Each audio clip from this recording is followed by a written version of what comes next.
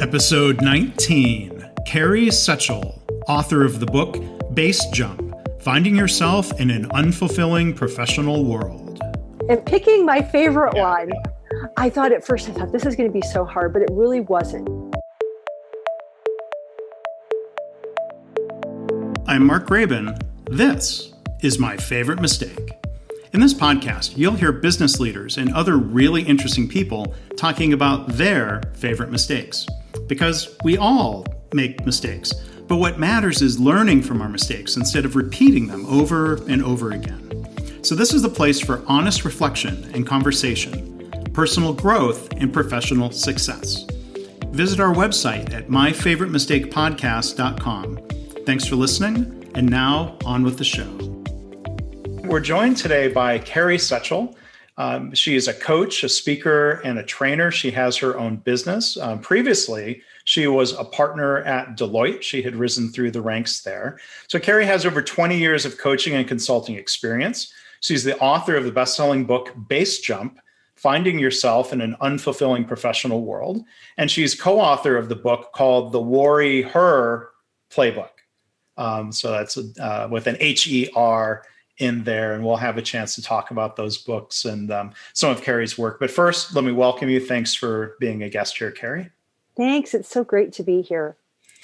So we like to jump right in to the main question at hand here on the podcast. Carrie, what would you say is your favorite mistake? Well, it was so funny when I heard about the podcast and this question, because I feel like I've made lots of mistakes. Mm-hmm. And picking my favorite one, I thought at first, this is going to be so hard, but it really wasn't, because there's one mistake that sticks out in my mind as a mistake that created a pivot point in my life, both personally and professionally. A realization I had that changed my life. And I was, as you said, Mark, I was a partner at Deloitte, and I was leading a very, very large team. And my team had a very, very large deadline. And they've been working incredibly hard. We were at the eve of the deadline, and it was late at night. And one of the team members walked into my office with this just panic look on her face. And she said, we've got a big problem. And we did indeed have a problem.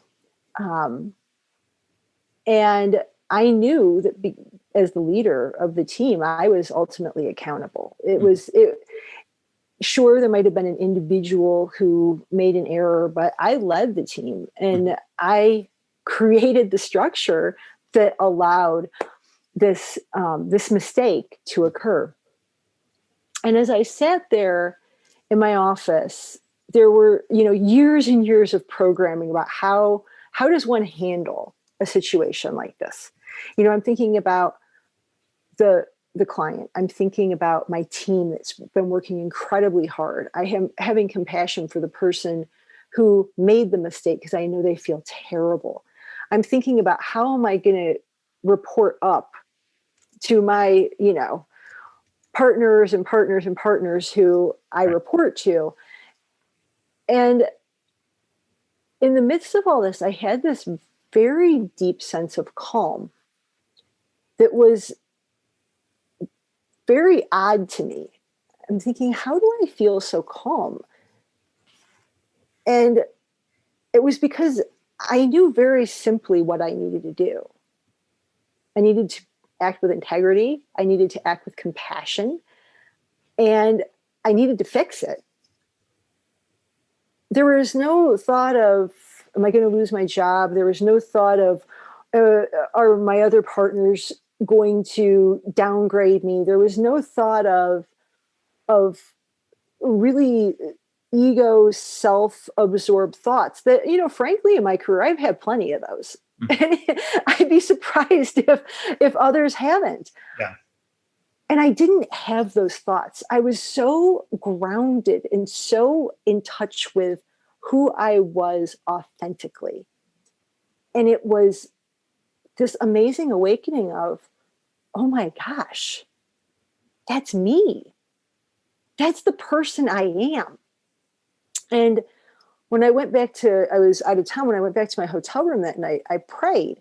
And I didn't pray, God, help me fix this problem. I prayed, God, help me show up as the person I am, not as the person I feel pressured to be.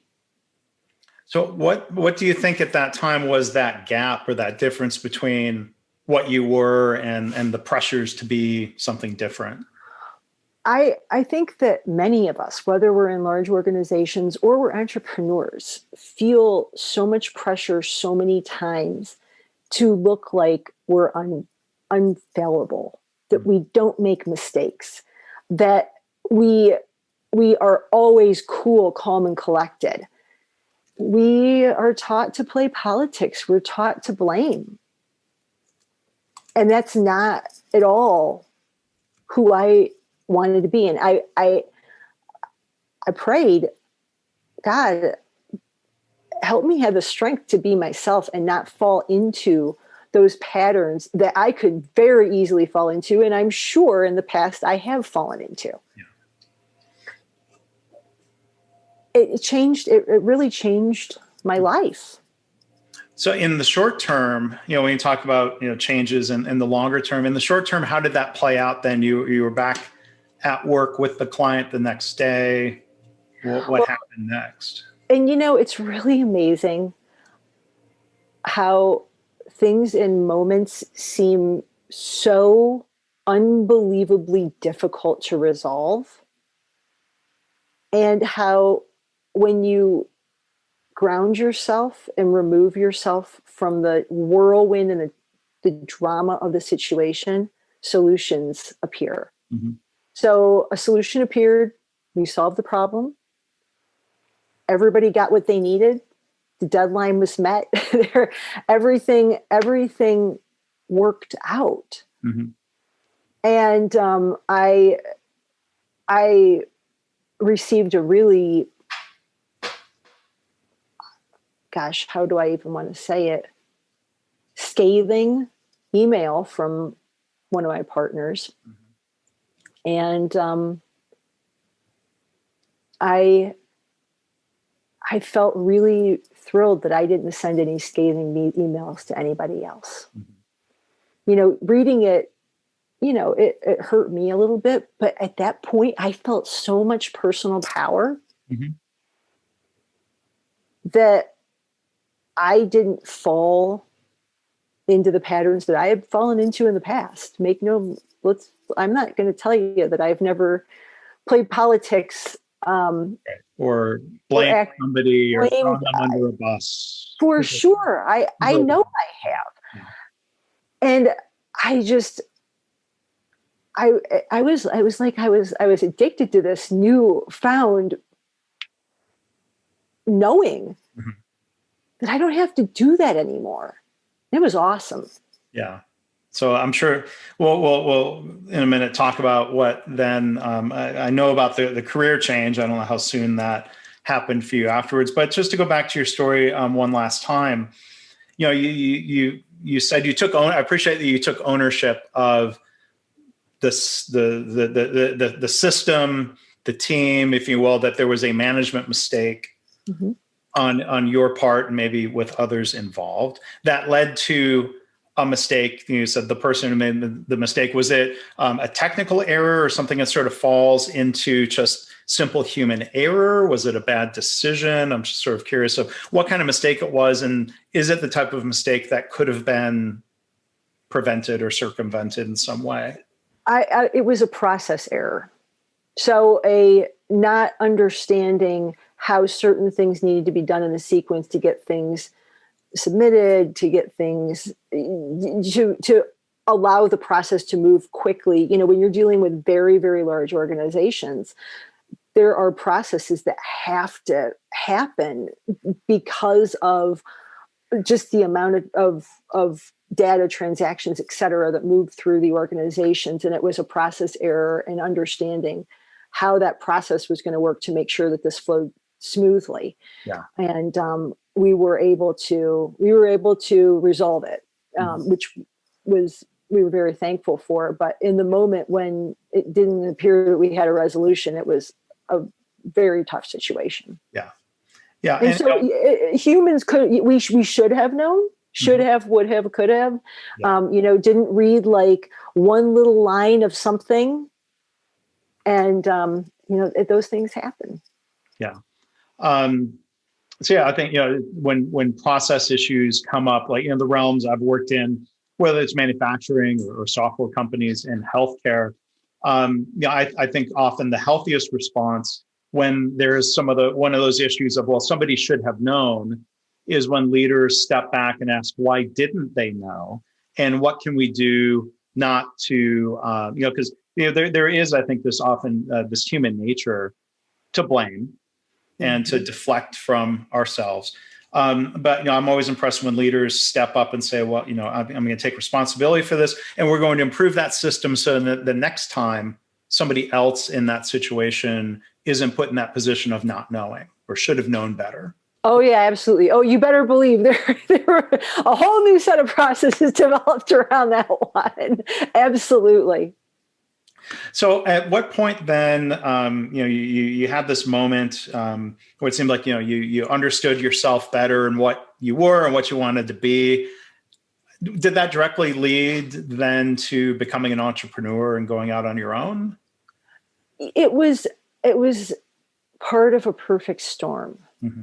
It was not that only one incident that occurred, but a number of different situations that led to a great awakening in my life. That I had an amazing career at Deloitte, and I am immensely grateful to the firm and my partners and the people that I've worked with for the opportunities I had. But I had accomplished what I had set out to do. Mm-hmm. It was time to move on. And I'll tell you, it was a very difficult process. I had this awakening, and it took me about 10 months to even get to the point where I would admit to myself and to my husband, this has got to end. We have to make plans for me to leave in a period of time. And it was one of the saddest times of my life, because I had to, in so many ways, I was grieving the loss of this dream that I had since I was in law school. Yeah, I mean, making partner in a firm like that is a huge accomplishment. Yeah. It was, and it's like the end all be all. And then you get there, and for some people, it's a wonderful career to stay in their entire lives. Yep. But for me, it wasn't. And I always knew in my heart that at some point I had to go do something on my own. And I just really wanted it to be when I was like in my mid 50s and already had retirement all settled in, Yeah. But the call came earlier. And when you get that call, it's really, I couldn't live anymore knowing that it was time to go. Yeah. So then I'm curious about your two books. How much did those career experiences of yours influence the book versus writing about other professionals, or in the case of, it seems, the Worry Her playbook, other women that you knew or interviewed or worked with? Yeah, my experiences directly influenced both of the books. Base Jump is really about the experience, and it's so interesting because that experience for me now is several years old. Mm-hmm. But the book Base Jump is about how do you put yourself in the position with your beliefs, assumptions, securities, and expectations that allow you to even jump, whatever that jump is for you. And that could be a personal jump. It could be a professional jump, but how do you get yourself in a mindset that allows you to see that you can have other possibilities in your life instead of staying just stuck in this place that I call comfortable hell? Yeah. And I lived there for a while, and it wasn't fun. And so the title of the book, and you've answered, I was going to ask, the base in Base Jump is capitalized. You unfurled the acronym. I guess that the consulting background, I say. We just love, I couldn't get away from the acronyms, right? But if you can say that once more for the audience, the base, the BASE is again beliefs, assumptions, securities, and expectations. Okay. And the one other word that you said there that stood out is being stuck. Like, even though my background is engineering, in the past 5 years working in healthcare, I through an introduction to a social worker and professional circles, really got me studying counseling and some of the practices used in counseling. One approach, I won't get on a soapbox, I'm interviewing you, but there's an approach called motivational interviewing. And in that framework, the word stuck comes up a lot. And what we sometimes, and there are workplace applications of this, what often gets described as resistance to change by some is described by many of these counselors as ambivalence. And so you called it comfortable hell? Yes. So I'm curious, if you think of scenarios where, it seems like comfortable hell, that's a vivid way of saying it, or with ambivalence, you have reasons to change, but you also have reasons not to. What's your advice? What's your advice when people are in a situation like that? Yeah. And being in an ambivalent place, in a place where there is there's a lot of competing evidence. Mm-hmm. So there's evidence that I should stay here. Yeah. I'm making X amount of dollars. I know what I'm doing. I have, or at least I believe I have security. I have what I always wanted. Mm-hmm. I have what everybody else thinks that I ought to want. Yeah. And then over here, there's this like really weird feeling that you can't quantify, that has no levels or logical path to it. It's not linear. But it's pulling you like this gravitational pull.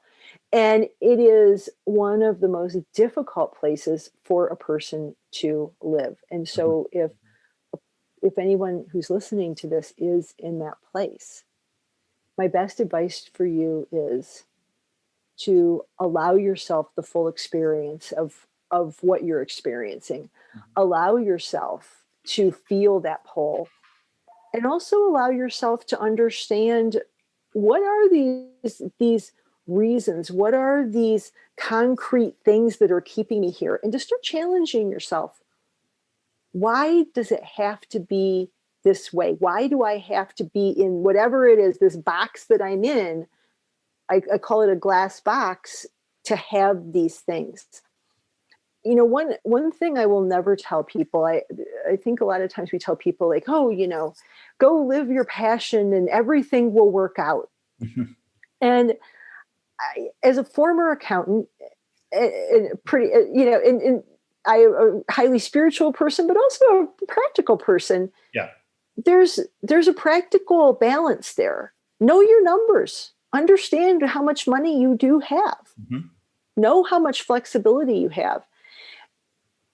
And you might say, well, Carrie, I don't have any flexibility. And I say, oh, we all do. Mm-hmm. It just may not be in that realm of what you expect, or in this perfect realm of what you're visualizing. Mm-hmm. It may be some other way to earn a stream of income while you do something else. It's not a matter of you can't, it's a matter of starting to open yourself to different possibilities. Yeah. Well, so I encourage people to go learn about both books, and we're going to have another topic before we wrap up here. But Carrie's website is carriesechel.com. Mm-hmm. Carrie with a C. I guess you always have to end up spelling. I'll put it in the show notes. carriesechel.com, and you'll see her name in the title of the episode. And her books. And correct me if I'm wrong, but it sounds like Base Jump is really for anybody who is in, as the subtitle says, an unfulfilling professional world, or is stuck. Yes. Anybody, men, women, any age group. I've had people who are getting ready to retire read it and get a lot out of it, and people who are in their 20s and who are struggling with, do I really like where I'm at? Wherever you're at, the book will give you some very practical steps to take to move forward. Yeah. And I've been at that point in maybe every decade of my adult working life at one point or another, not continually, thankfully, but I will go check that out. And then the other book, the Worry Her playbook, is targeted for women as a reader. It is targeted for women as a reader. I think men can get a lot out of it because men deal with so many of the same issues that women do.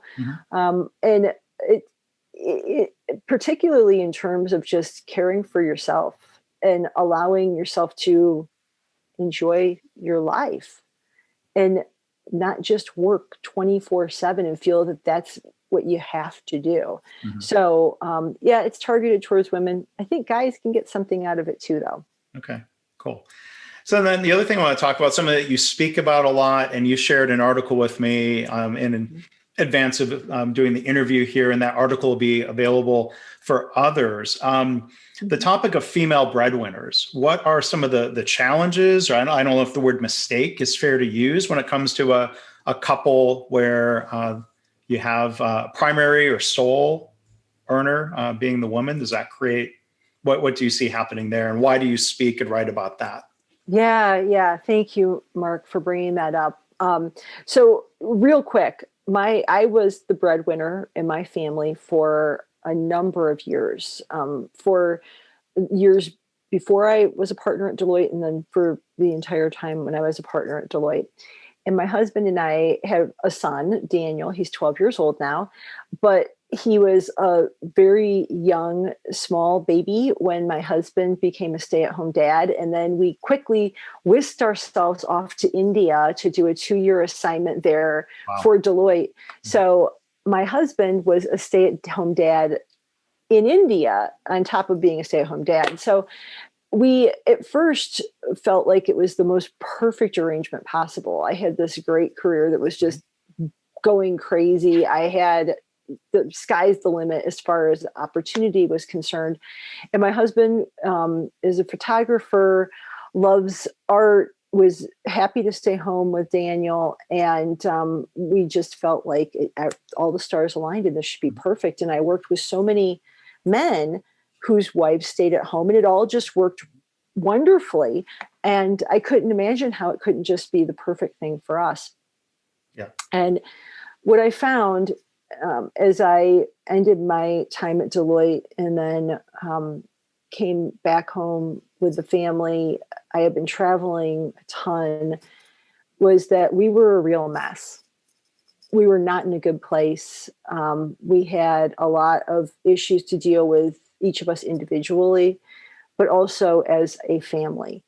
My husband had developed a very disempowering alcohol habit, and we needed to recover.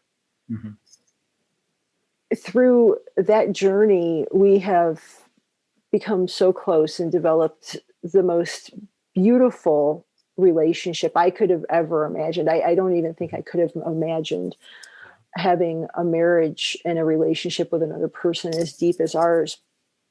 But, when you're going through a situation like that, you don't often think that other people are, we all think everybody else has it all figured out. And we really just thought, oh, well, it's just us. And as we became stronger and we got through the deep valley, people started to say, well, you should really work with other female breadwinners in their families, and they need to, you could really help them. And we said, well, other families have problems? And people said, oh, yes. And so we started doing the research, and we found, unfortunately, the divorce rate is much, much higher in female breadwinner marriages. The infidelity rate is much higher. And we set out to do our own survey and our own interviewing. And and Mark, I so appreciate you sharing the article with the listeners, because it's a very summarized version. Everybody, I promise you, it's a super easy read and you're going to get so much out of it. But it summarizes what we learned from interviewing over 100 female breadwinners. And gosh, picking out just a couple of the challenges. I'm not going to say mistakes because these aren't mistakes, they're challenges. Sure. And one of them is and I think women in general, not just female breadwinners, but women in general have this challenge of pretending to be a man. It's like this pretending. We feel like we have to pretend to be a man to get ahead in the business world.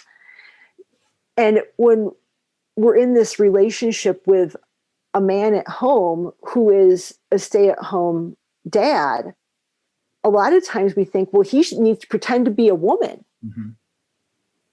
And you create this situation where everybody's pretending. Nobody is living authentically and nobody's happy because the man isn't going to do the things that a woman does because men and women are different. And that's a really good thing. Mm-hmm. And the woman is going to work every day and constantly being masculinized. Mm-hmm. She's, losing much of her authenticity and her female power, her female instincts, because it feels like they just aren't welcome mm-hmm. in the business world. At the heart of so many of the other challenges is this particular challenge. And it's a challenge of us not honoring who we are. Well, and that comes back to what you said earlier when you were telling your first story of having moments of, I don't know if a moment of clarity is the right way of putting it, but a moment of realizing what I am. And if there is, a gap professionally or personally between what I am, how I think I should be versus other expectations, that gap creates tension. That tension is going to resolve itself one way or another. And hopefully, it's resolved in a way that's constructive and helpful, as opposed to some of the other things people fall into that end up being harmful, unfortunately. Yeah. So, sure. There's a lot. I feel like, we're going to end on something a little more upbeat than that. But maybe if you give one other piece of advice, and I'm sort of upbeat about my relationship and marriage to my wife, who is I'm not afraid to say, is not the sole breadwinner, but her income has surpassed mine to where I would say she is the primary income. Mm-hmm. We don't have kids. I'm not stay at home. I'm still working. And that's probably, a different category of, we talk about, do men who are out earned by their wives feel bad about it? If I ever did, I guess I got over it quickly. But because it's a partnership, and I admire and appreciate what she does and who she is. But are there thoughts? I know a lot of what you shared in the article involves kids. Any other thoughts or tips for those of us who are, I don't know if people still use the acronym around dual income, no kids, but and for those of us who are in those circumstances, any other insights or advice to kind of wrap things up? Yeah, I think that one of the most important things for all of us to remember is that when we're in a relationship with another person who we've chosen to be highly connected in our life, so our spouse, partner, whomever that is for any person, the relationship with that person is so sacred. Mm-hmm. And it's something to be cherished. What I see so much with people is they don't spend time together, just the two of them. There's always other people. There's always other couples. There's always other families. Stay so greedy about the time that you have together because it's precious. And it doesn't have to be tons of time. I mean, we're all people out there making a contribution to the world. We have lots of things that we're interested in doing and becoming. But that time that we invest with the other person who is journeying through life with us is time that is needed. Mm-hmm. It is so important. It's so sacred, and it doesn't need anything other than just the time. You don't need to spend money. You don't need to go on a fancy trip. Stay in the hard conversations. Mm-hmm. Allow yourself to be vulnerable and find that place where the two of you can really, truly be all of who you are together. And it just creates more joy in life than I really ever imagined possible. Yeah. Well, that's great. That's well said. That's beautifully said, and great words to think about. So again, we've been joined today by Carrie Sechel. You can learn more about her and her books and her speaking and her work at carriesechel.com. So Carrie, thank you so much for being here today, for sharing your story and your insights with us here today. Thank you. It's great to have this conversation. Thanks. Thanks for listening. I hope this podcast inspires you to pause and think about your own favorite mistake and how learning from mistakes shapes you personally and professionally. If you're a leader, what can you do to create a culture where it's safe for colleagues to talk openly about mistakes in the spirit of learning? Please subscribe, rate, and review the podcast. Our website is myfavoritemistakepodcast.com. See you next time.